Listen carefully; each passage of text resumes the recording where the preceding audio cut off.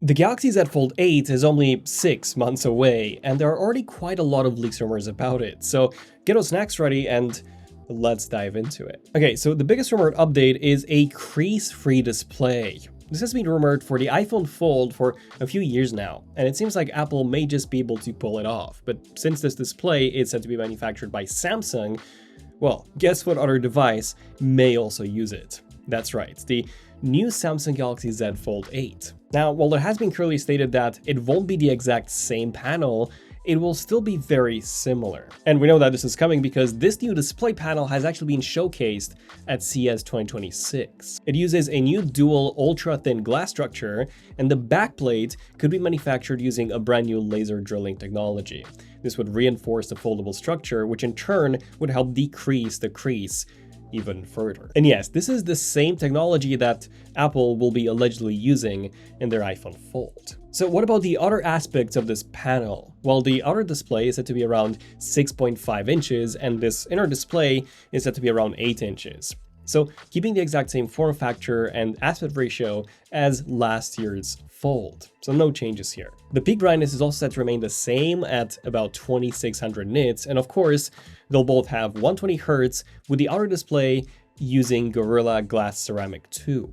If I got one request here, it would be for the maximum brightness to be able to be sustained for longer, as with the Fold 7, it does actually tend to dim very quickly, especially if you are in a hot environment. Now, speaking of displays and form factors, the overall design is set to remain the same as the Z Fold 7, but it could lack the titanium backplate that was used in the Fold 7. That's because Samsung may return to CFRP, or carbon fiber reinforced plastic, like in their previous foldables, likely as a cost-cutting measure. The frame will still likely be made out of the same armor aluminum that was actually made 10% stronger on the Fold 7. And same goes for the Fold 7's upgraded armor flex hinge and multi-rail structure. This could be reused in the Fold 8, or perhaps even improved further. Although from my experience, this aluminium is actually extremely soft. My Fold 7 slid out of my pocket while I was sitting down and fell, I don't know, maybe about 10 centimeters at most. Yet this was enough to visibly scuff it, so I do hope they make this body stronger. When it comes to the thickness, apparently Samsung is aiming for the same thickness of 8.9mm when folded and 4.2 when unfolded. I was personally hoping for an even thinner Fold 8, especially since, well, the newly released Trifold is even thinner at 3.9mm thin at its thinnest point. But don't get me wrong, these numbers are still very impressive. In fact, the Fold 7 is still the thinnest foldable on the market right now. But I think what's even more impressive is that the Fold 8 is rumored to weigh 200 grams, or even less than that. The Fold 7 already went through a massive weight reduction, dropping from 239 grams on the Fold 6 to 215 on the Fold 7, which actually made it the lightest foldable on the market at launch. And if Samsung manages to push that all the way to 200 grams with their Fold 8, that would honestly feel unreal. Because here's the thing, while a 15-gram difference doesn't seem like much, and on a normal slab phone, it probably isn't, but on a foldable, it actually makes a huge difference because foldables have such a large surface area, so their weight is spread across a much bigger area, which makes any weight reduction far more noticeable in everyday use. And what would be even more impressive is making the phone lighter whilst also increasing the battery size. Because yes, finally, after 6 years of using the same 4400 mAh battery ever since the Fold 2, Samsung is said to be increasing the battery size to 5000 mAh. Now, don't get me wrong, what Samsung did last year was nothing short of impressive. They practically kept the same battery size while reducing the thickness of the device by 25%, as they slimmed down everything but the battery. So it does seem plausible that if they keep the same thickness this year, they may increase the battery size. Now, we don't know whether this new battery would be silicon carbon or just regular lithium ion, but my guess is that it will just be a higher density lithium ion similar to what we have in the iPhone Air. I'm saying that because the increase in capacity is like only 13%, going from 4400 to 5000. If this were silicon carbon, we would probably see a much higher capacity with numbers around 6000 like with the Honor Magic V5. But either way, this is a very welcome upgrade. And with the newer and more efficient chip, the Snapdragon 8 Elite Gen 5, and the more efficient OLED screen, we should see a pretty decent increase in battery life. But I think that's where the good news ends, because when it comes to the cameras, well, this is where things get very underwhelming.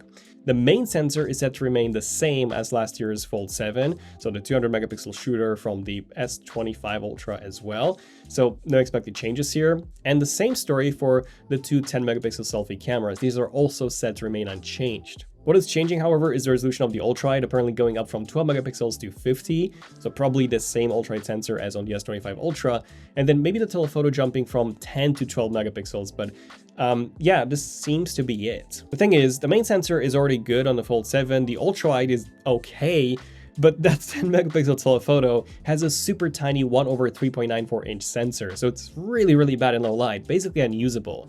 So I was hoping that that would be the sensor that would finally get an upgrade this year, but it doesn't seem like that's the case. Like, even if they bump it to 12 megapixels, it's not going to make that much of a difference, unless the sensor itself gets a significant upgrade, as other foldables from Honor and Oppo, for example, they all use significantly bigger telephoto sensors, and the results do speak for themselves. But anyway, when I said I was expecting a bit more for the price, keep in mind that the price is $2,000, more than any other foldable out there.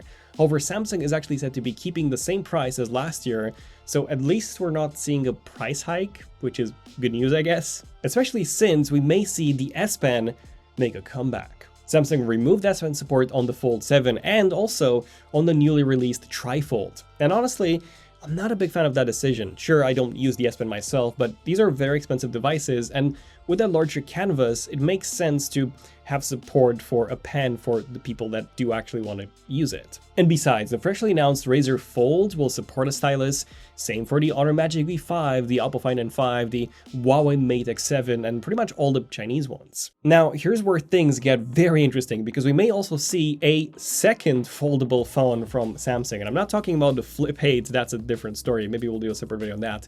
Hit the like button if you want to see that. I'm talking about something else. Apparently, Samsung is working on a Fold 8 Wide. Basically, Samsung borrowing a page from Apple's playbook and releasing the same aspect ratio that Apple is also planning to release. And honestly, I do prefer wider foldables over the taller designs like Samsung's Galaxy Z Fold lineup. I think the Oppo Find N5 just nails the form factor, because it essentially sits in between the Z Fold 7 or 8 and that potential Z Fold Wide in terms of its aspect ratio. Now, this wider Samsung foldable is said to have an outer screen of 5.4 inches, so similar or maybe a bit larger than the rumored iPhone Fold. And then the inner screen would be around 7.6 inches and have an aspect ratio of 4:3, again, very similar to the iPhone Fold. This is especially important when watching movies or YouTube videos, for example, as most of them are shot in 16:9 or 18:9, so you are left with these black bars on the top and bottom if you're using something like a Fold 7. However, if you use a wider foldable like the upcoming iPhone Fold or this Fold 8 Wide, then more of that screen would be filled. Although you do sacrifice on that outer display, which is now shorter and wider, so it's going to be more difficult to use it one-handed, I guess. As for the rest of the device, things like cameras and performance, it's still too early for any reliable leaks. So for now, I think it's safe to assume that everything will be identical to the Fold 8, aside from, of course, the form factor. Also, if you want to get this wallpaper that we're using in our Z Fold 8 Wide concept, that's from our app Wallpapers. Link down below. But I'm curious, which foldable style do you guys prefer? The tall style like the Z Fold 7 and 8, the upcoming Fold Wide style, or something in between like the Oppo Find N5? Or maybe you're more into clamshell foldables. Let me know down below. And also make sure to subscribe for more updates on the Z Fold 8. Don't forget to check out our app Wallpapers for some awesome designs. I'm Daniel, this is ZONEofTECH, and I'll see you guys in the next one. ZONEofTECH, signing out. Cheers.